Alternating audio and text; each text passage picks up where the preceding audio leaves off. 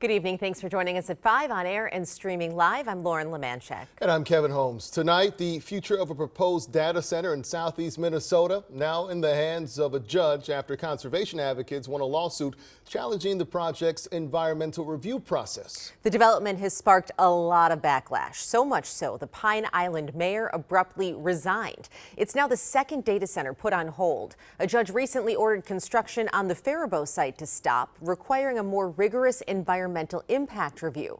And now the Pine Island site could face a similar fate. You know, data centers are an incredibly divisive issue. In a new KARE 11 Star Tribune and U of M poll, a whopping 77% of surveyed Minnesotans are either somewhat or very concerned about artificial intelligence in general. And nearly 2/3 of those surveyed, they don't want to see a data center in their community at all. Jennifer Hall leads us off with where these projects go from here. Jennifer. Well, Kevin, that data is exactly what we're seeing play out in city council chambers. Emotional people begging for more transparency and thorough analysis of projects that judges are ruling violate state law. Next, we will go to our public input.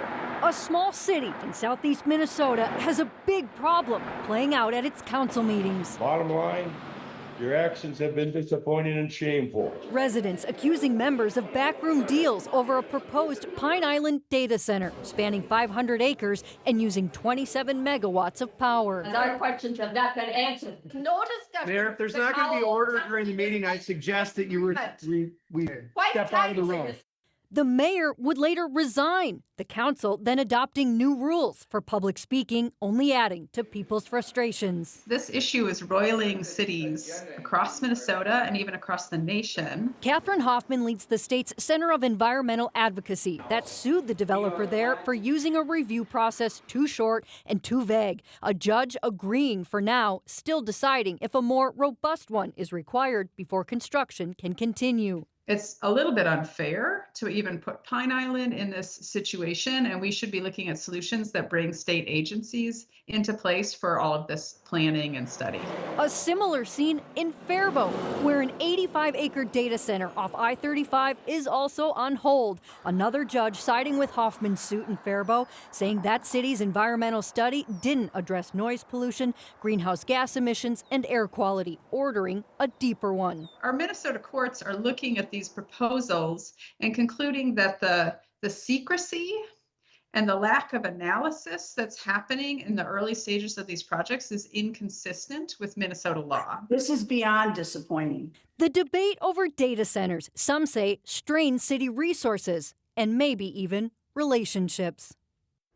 So quite emotional in these city council hearings. The judge today that we said, remember there was a hearing, is deciding some next steps in the Pine Island case and when that case will be fully heard. So they're sort of in this scheduling mode right now.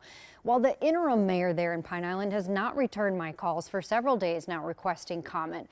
And this comes as some cities too, including Minneapolis and Eagan, have enacted moratoriums on data centers, while also debating the tax breaks and the economic growth that some people say these data centers, Kevin, can also provide. I know you've covered this for quite some time across the state of Minnesota. I don't think I've ever seen it as debated or heated as I've seen it there. That's fair. I mean, I think too, as these sort of, as news of these and more, folks are asking for more transparency. So as some of this starts to sort of increase and that continues to go up and folks feel like they're being left out of the conversation, I think you're going to see that more and more. All right, Jennifer, thank you.